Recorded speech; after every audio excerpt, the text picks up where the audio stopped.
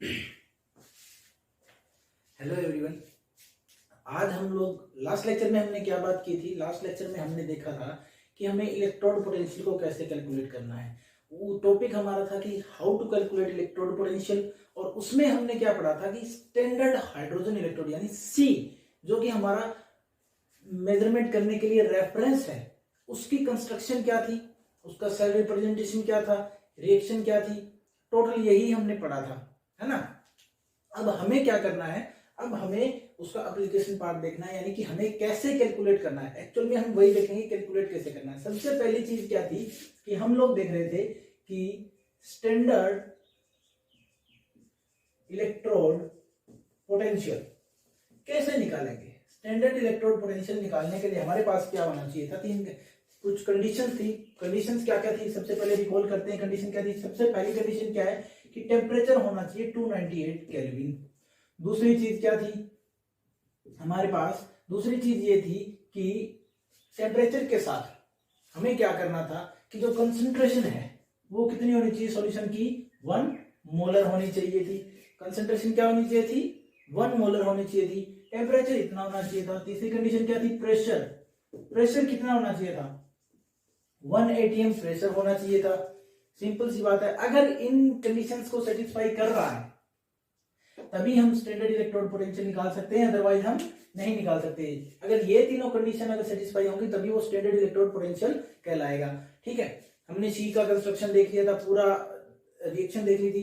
कल भी मैंने कुछ एग्जांपल डिस्कस किए थे, जैसे कॉपर वाला और जिंक वाला जो एग्जांपल थे, मैंने कोशिश की थी कि उनको अच्छे से डिस्कस कर लें। आज पर्टिकुलरली कैसे उनको कैलकुलेट किया गया, यानी कॉपर और जिंक का जो स्टैंडर्ड इलेक्ट्रोड पोटेंशियल था उसको कैसे एक्सप्लेन किया गया, कैसे उसको कैलकुलेट किया गया, एक्सपेरिमेंटली साइंटिस्ट ने कैसे किया, वो हम आज चेक करेंगे। ठीक है, कैसे पूरा का पूरा सेटअप करेंगे, एक्सपेरिमेंटल सेटअप, और उसके साथ इसको पूरे को कंप्लीट करेंगे। ठीक है, और आज हम इलेक्ट्रोड पोटेंशियल को कैलकुलेट करना सीख जाएंगे। देखो भाई, बहुत ही इंपॉर्टेंट टॉपिक है, ध्यान से देखना है, बिल्कुल ही कंफ्यूज नहीं होना है। हमें क्या पता है कि जो स्टैंडर्ड हाइड्रोजन इलेक्ट्रोड था हमने उसको क्या माना था? कल भी मैंने एग्जांपल लेते वक्त बताया था कि हम उसको क्या मान रहे हैं? लेफ्ट साइड मान रहे हैं। जब हमने गैल्वेनिक सेल कंस्ट्रक्ट कर रहे थे, हमने क्या बनाया था? डेनियल सेल बनाया था, है ना। डेनियल सेल बनाया था ना। अभी देखो मैं क्या करता हूँ, पूरा कैलकुलेट करके दिखाऊंगा कैसे। अब मान लो कि मुझे लेफ्ट और राइट, मेरे पास दो साइड है ना। लेफ्ट और राइट यही दो साइड ले रहे थे। पूरे सेल के अंदर हम क्या कर रहे थे? लेफ्ट और राइट दो साइड ले रहे थे। लेफ्ट साइड में मैंने क्या लिया है? इस कंटेनर में मैंने लिया है हाइड्रोजन इलेक्ट्रोड को। ठीक है, यहां मैंने ले लिया है हाइड्रोजन इलेक्ट्रोड को। ठीक है, अब जब मैं हाइड्रोजन इलेक्ट्रोड को ले रहा हूं, यहां क्या जा रही है? H2 गैस, कितने प्रेशर पे? 1 atm पे।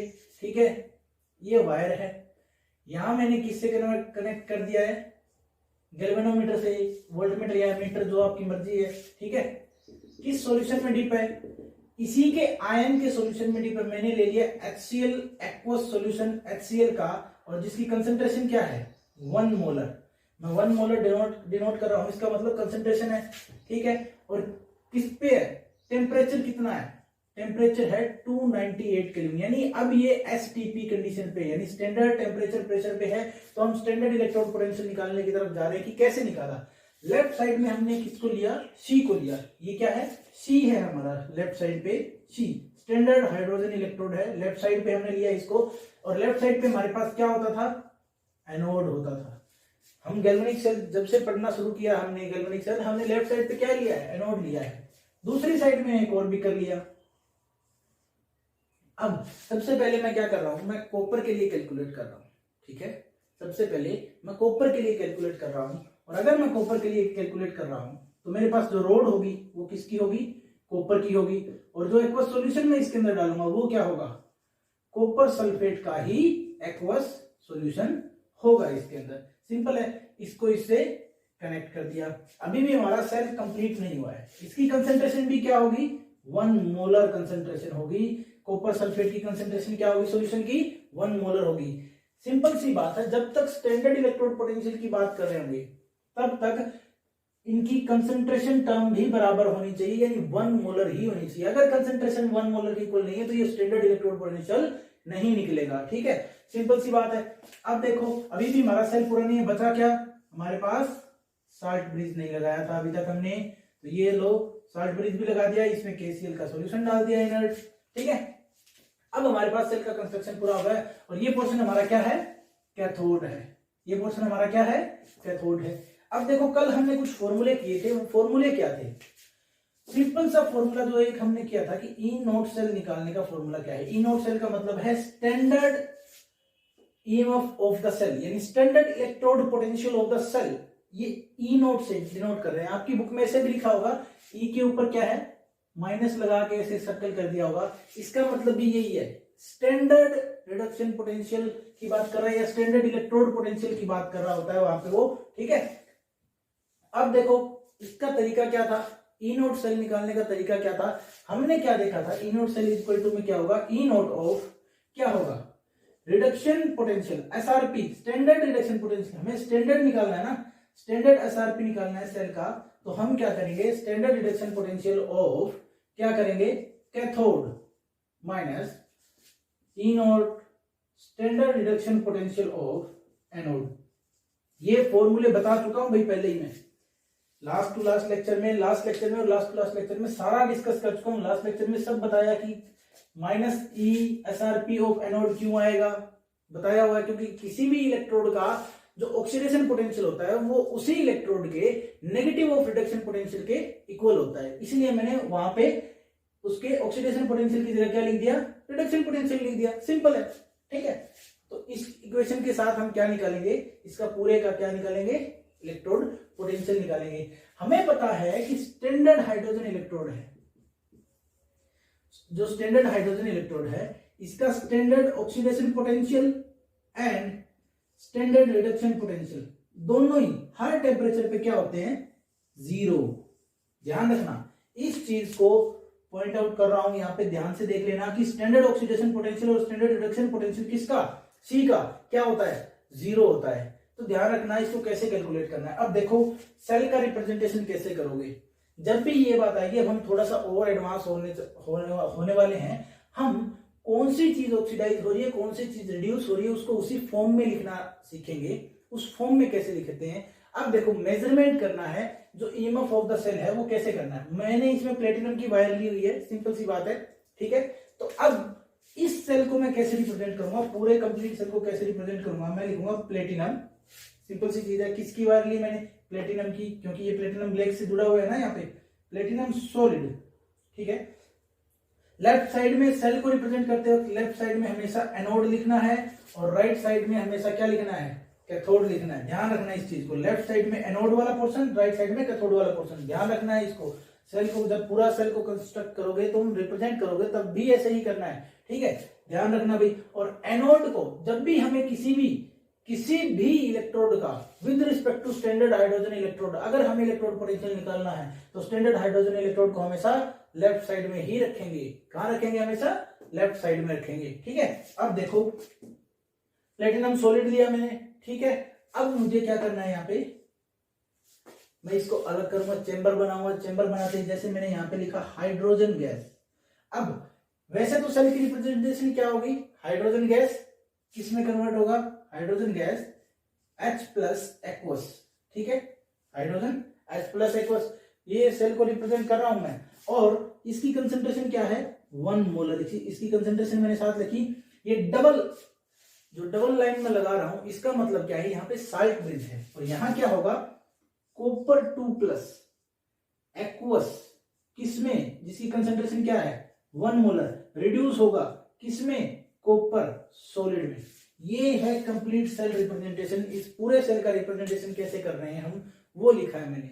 ठीक है, कॉपर सॉलिड में, कॉपर 2 प्लस किस में जा रहा है, रिड्यूस हो गया कॉपर सॉलिड में। ठीक है, सिंपल सी बात है। इसका हमें स्टैंडर्ड इलेक्ट्रोड पोटेंशियल निकालना है, एक्सपेरिमेंटल वैल्यू है। अब ध्यान देना कि ये जो गैल्वेनोमीटर है, इसकी जो नीडल है वो दोनों साइड मूव कर सकती है, लेफ्ट राइट दोनों साइड मूव कर सकती है, यानी इसके विद रिस्पेक्ट में नेगेटिव भी वैल्यू आ सकती है इलेक्ट्रोड पोटेंशियल की और पॉजिटिव वैल्यू भी आ सकती है। हमने इलेक्ट्रोकेमिकल सीरीज में देखा कि हाइड्रोजन के ऊपर वाले जितने भी उनकी नेगेटिव इलेक्ट्रोड पोटेंशियल वैल्यू होती है और जो नीचे वाले उन सबकी पॉजिटिव इलेक्ट्रोड पोटेंशियल वैल्यू होती है। ध्यान रखना इस चीज को, ठीक है। अब देखो, जैसे ही हम क्या करते हैं, हमें पता है कि ये फॉर्मूला हमारे पास, ये सेल है, अब हमें इसका स्टैंडर्ड इलेक्ट्रोड पोटेंशियल कैलकुलेट करना है। हम रिडक्शन पोटेंशियल की बात करें कि स्टैंडर्ड रिडक्शन पोटेंशियल हम कैलकुलेट करने वाले हैं, ठीक है। तो अगर स्टैंडर्ड रिडक्शन पोटेंशियल कैलकुलेट करने वाले, मैं जरा इसको रब कर रहा हूं, बस इस साइड वाली चीज को, ताकि यहाँ यही कैलकुलेट करके दिखा दूं, ठीक है। देखो भाई, ध्यान रखना, ये 1 मोलर ही है भाई, यहाँ लिख रहा हूं इसकी मोलरिटी, ठीक है।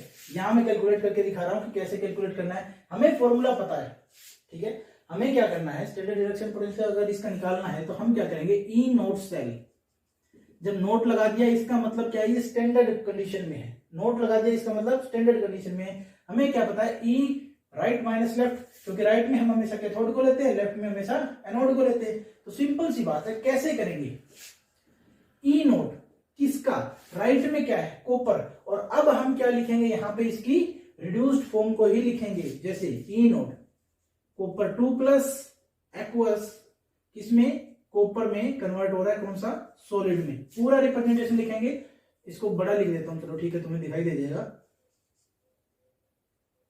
कॉपर 2 प्लस एक्वस, ठीक है, किसमें कन्वर्ट होगा, कॉपर सॉलिड में, ये हुआ। और इसके माइनस में ई नोट ऑफ कौन सा लिखेंगे, एनोड। एनोड में क्या है, इसका पूरा लिखेंगे H प्लस एक्वस, किसमें, H2 गैस में। एनोड पे क्या हो रहा है, ऑक्सीडेशन हो रहा है, और यहां पे क्या हो रहा है, रिडक्शन हो रहा है। सिंपल सी बात है, उसी चीज को हम लिखते चले जाते हैं, ठीक है।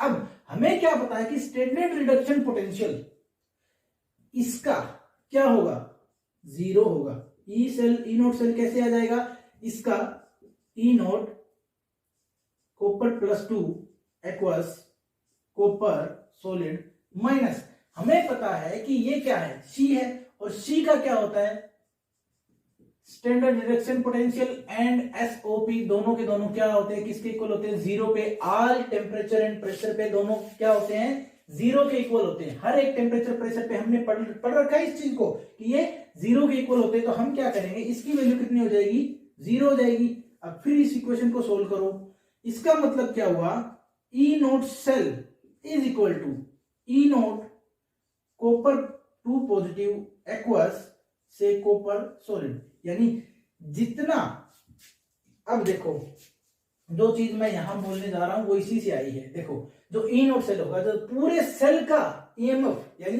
पूरे सेल का इलेक्ट्रोड पोटेंशियल कैसे आएगा, पूरे सेल का इलेक्ट्रोड पोटेंशियल सिर्फ इसके इलेक्ट्रोड पोटेंशियल के बराबर होगा। क्यों, लॉजिकली देखो ना, लॉजिकली देखो, इसकी वैल्यू तो 0 ही है, यानी कि इसमें जो रीडिंग आएगी वो रीडिंग एक्चुअल में इसी की होगी।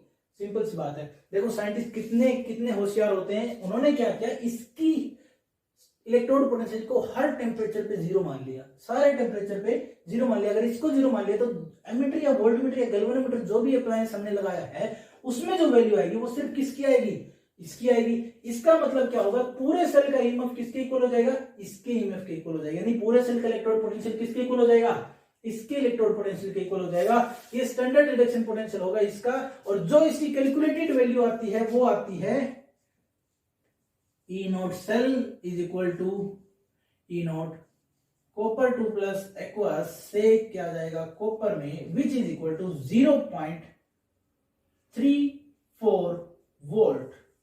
ये है इसकी एक्सपेरिमेंटल वैल्यू 0.34 वोल्ट। ये एक्सपेरिमेंटल वैल्यू है और यही पूरे सेल का स्टैंडर्ड इलेक्ट्रोड पोटेंशियल भी है, और ये इस हाफ सेल का भी स्टैंडर्ड इलेक्ट्रोड पोटेंशियल है, सेम है, क्योंकि इसका स्टैंडर्ड इलेक्ट्रोड पोटेंशियल तो 0 ही होता है। इसका मतलब क्या हुआ, इसका स्टैंडर्ड इलेक्ट्रोड पोटेंशियल क्या हुआ, इतना सिंपल है। अगर ये चीज समझ में आ गई तो बताओ भाई, ठीक है। और अगर नहीं आई हो तो कमेंट सेक्शन में जरूर लिखना, लेकिन एक बार वीडियो को पॉज करके दोबारा रिवाइंड करके दोबारा देखना कि मैंने क्या बोला है। इसका स्टैंडर्ड इलेक्ट्रोड पोटेंशियल तो 0 होता है, इसलिए जो भी इलेक्ट्रोड पोटेंशियल की रीडिंग यहां शो होगी वो यहीं आएगी। अब इस रीडिंग का, यानी इस सुई का उस साइड घूमना, यानी वोल्टमीटर की नीडल का उस साइड घूमने का मतलब क्या हुआ, पॉजिटिव वैल्यू आ रही है।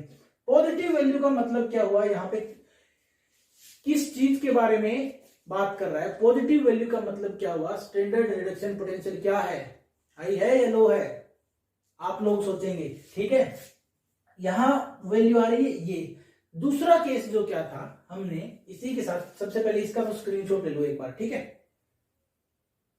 ठीक है। अब इसमें एक चीज और जोड़ देता हूं कि यहां जो रिएक्शन हो रही थी हाफ शेल में वो क्या थी, वो रिएक्शन क्या थी, कॉपर 2 प्लस आयंस एक्वस, यहां से कॉपर 2 प्लस आयन क्या जा रहे थे, इस इलेक्ट्रोड पे जा रहे थे, 2 इलेक्ट्रॉन गेन कर रहे थे और कॉपर सॉलिड में कन्वर्ट होते। जब गेन ऑफ इलेक्ट्रॉन होता है तो उसका मतलब क्या होता है, रिडक्शन होता है।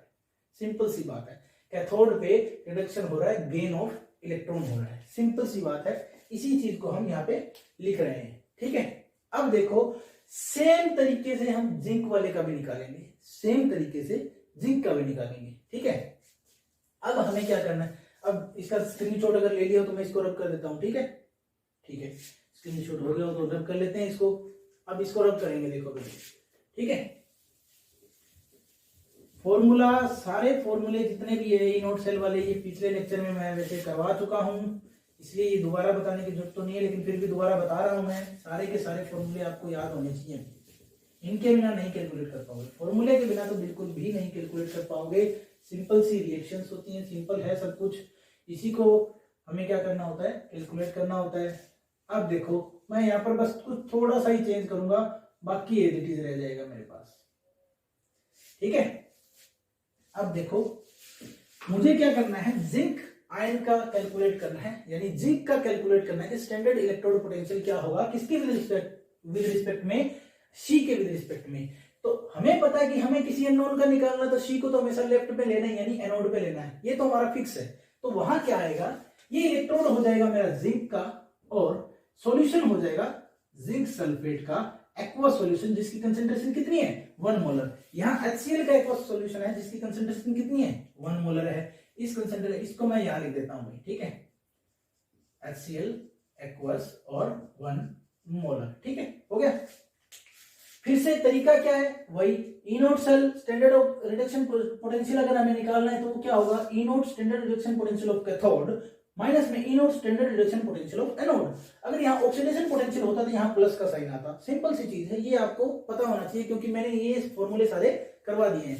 अब ध्यान रखना, फिर से वही चीज होगी, सेल को कंस्ट्रक्ट करोगे, जब सेल को कंस्ट्रक्ट करोगे तब क्या होगा भाई, इस बार जब सेल को कंस्ट्रक्ट करोगे तो यहाँ क्या होगा, कैथोड पे रिडक्शन किसका हो रहा होगा, जिंक का रिडक्शन हो रहा होगा। सिंपल सी चीज है, बस और कुछ नहीं है। यहाँ जिंक का रिडक्शन हो रहा होगा, पूरा का पूरा सेल ही सेम रहेगा, बाकी पूरा का पूरा सेल सेम रहेगा। यहां मैं अगर सेल को लिखूं तो ये हो जाएगा प्लेटिनम सॉलिड, ठीक है, और उसके बाद में क्या हो जाएगा, H2 गैस और H प्लस एक्वस, इसकी कंसेंट्रेशन 1 मोलर, ठीक है, और साल्ट ब्रिज।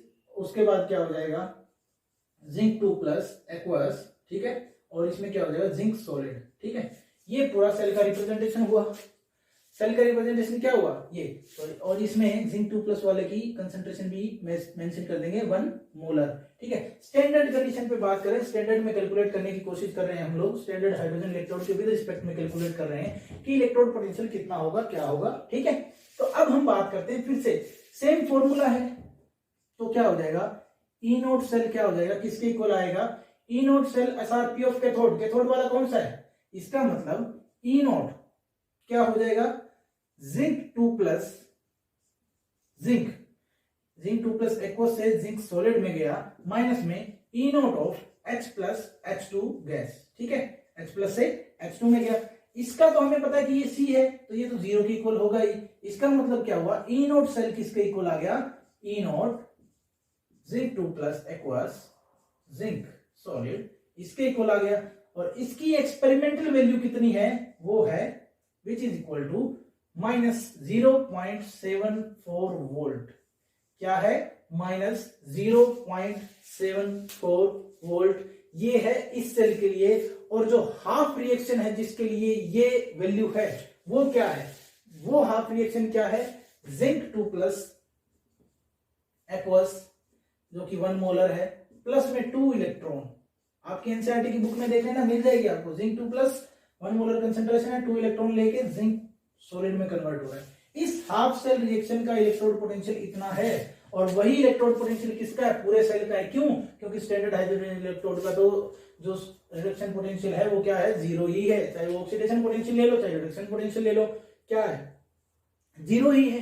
अब मान लेते हैं कि ओवरऑल रिएक्शन की बात करते हैं, है ना।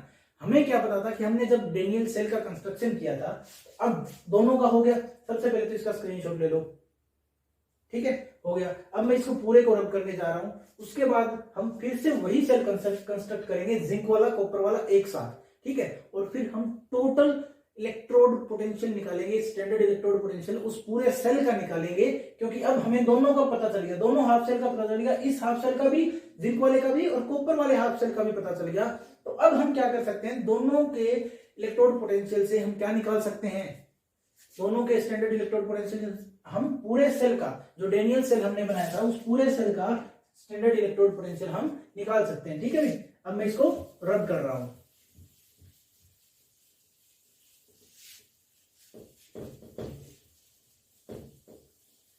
बहुत ही इजी है, जस्ट आपको थोड़ा सा ध्यान देना कि फॉर्मूले में क्या लिखा है, फॉर्मूले में क्या लिखा है, लेफ्ट में क्या ले रहे हो, राइट में क्या ले रहे हो, पूरा का पूरा आपको उसी से अंदाजा हो जाएगा कि आपका इलेक्ट्रोड पोटेंशियल क्या है, कैसे है। हर एक चीज का आप इजीली कैलकुलेट कर सकते हो इस तरीके से, ठीक है। हर एक सिस्टम का स्टैंडर्ड इलेक्ट्रोड पोटेंशियल कैलकुलेट आप इजीली कर लोगे। अब देखते हैं नेक्स्ट थिंग क्या है कि अब हमने दोनों हाफ सेल का स्टैंडर्ड इलेक्ट्रोड पोटेंशियल कैलकुलेट कर लिया, यानी कॉपर वाले का भी कर लिया और जिंक वाले का भी कर लिया। अब फिर से हम उसी गैल्वेनिक सेल को, यानी जिस सेल को हमने बनाया था उसको क्या बोलते हैं, डेनियल सेल बोलते हैं, ठीक है। 11th क्लास में इसकी कंस्ट्रक्शन पढ़ चुके हो तुम, यूनिट 8 में, ठीक है, 8वें चैप्टर में है, 8वीं यूनिट में है। अब बनाते हैं फिर से उसी सेल को। देखो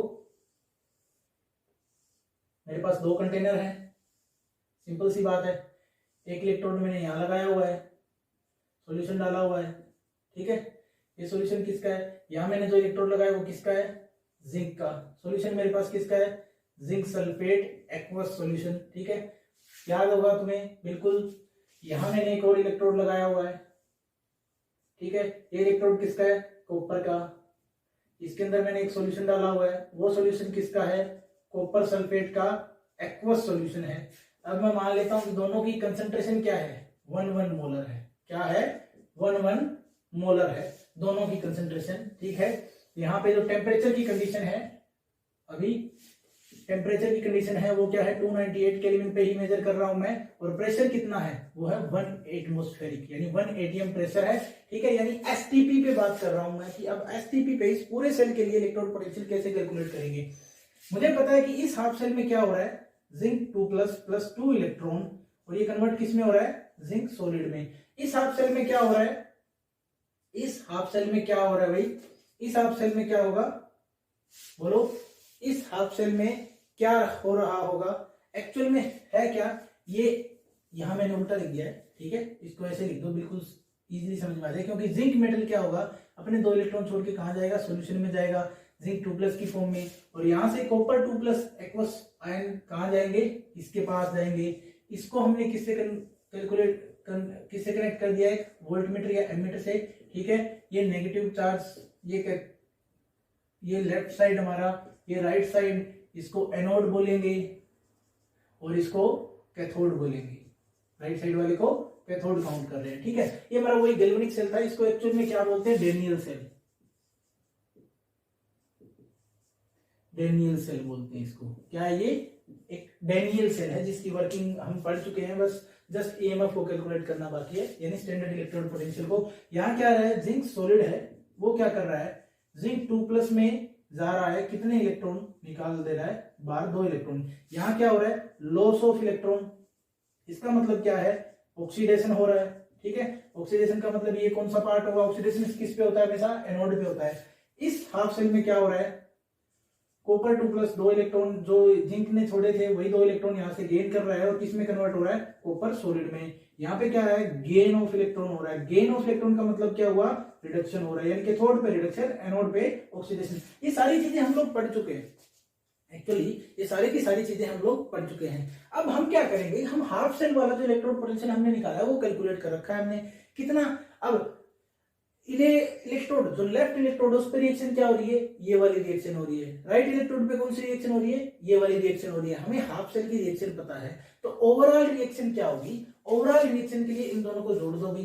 अगर ओवरऑल रिएक्शन देखना है तो सबसे पहले ऐसे लिख लो, जिंक 2++2 इलेक्ट्रॉन, कॉपर +2+2 इलेक्ट्रॉन, यहां से क्या मिलेगा, कॉपर सॉलिड। ठीक है, अब दोनों को जोड़ो, 2 इलेक्ट्रॉन से 2 इलेक्ट्रॉन कैंसिल हो जाएंगे। ओवरऑल रिएक्शन जो आएगी वो आएगी जिंक प्लस कॉपर 2+, ये सॉलिड ये एक्वस में, और यहां क्या आ जाएगा, जिंक 2+, वो भी कौन सा, एक्वस, प्लस कॉपर क्या आ जाएगा, सॉलिड। ये थी ओवरऑल रिएक्शन। क्या है, ओवरऑल रिएक्शन है ये। हमें ओवरऑल रिएक्शन मिल गई क्या, जिंक प्लस कॉपर 2+ से क्या बना, जिंक 2+ और कॉपर। ठीक है, ये मिली हमें ओवरऑल रिएक्शन। अब ईएमएफ ऑफ द सेल कैसे निकालेंगे, यानी E naught cell, standard condition पे बात कर रहा हूं मैं पूरी की पूरी। ई नोट सेल कैसे निकलेगा, ई नोट राइट माइनस में ई नोट लेफ्ट, ई नोट राइट माइनस ई नोट लेफ्ट। अभी तक हम यही पढ़ते आ रहे हैं, है ना, सिंपल सी बात है। ई नोट राइट माइनस ई नोट लेफ्ट कर देंगे। अब देखो हमारे पास जो वैल्यू आई हुई है वो कैसी है, ई नोट सेल राइट वाले की जो वैल्यू है, कॉपर वाले की वैल्यू क्या है, 0.34 वोल्ट, माइनस इसकी वैल्यू ई नोट लेफ्ट की वैल्यू क्या है हमारे पास, माइनस का 0.76 volt, sorry 76 volt. Total E cell कितना आ जाएगा, 1.10 वोल्ट, यानी E naught of the cell क्या आया, 1.10 वोल्ट। ये था EMF of the cell, total standard electrode potential of the cell. तुम्हारी एनसीईआरटी की बुक में देख लेना, यही दिया हुआ, कहीं कंफ्यूज होने की जरूरत नहीं है, बिल्कुल हर एक चीज। ये रिएक्शंस पता नहीं कितनी बार करवाई, पता नहीं कितनी ही बार तुम लोगों से ये करवाया पूरा का पूरा। अब देखो बिल्कुल ही हमने क्या निकाल लिया है, स्टैंडर्ड इलेक्ट्रोड पोटेंशियल निकाल लिया है। और इसी तरह आपको घर पे करके देखना है, किसका, आपको निकालना है सी का यूज करते हुए Mg2+ Mg सिस्टम का। ठीक है, आपको इसका निकालना है, टोटल इसकी वैल्यू दी है -2.6 वोल्ट।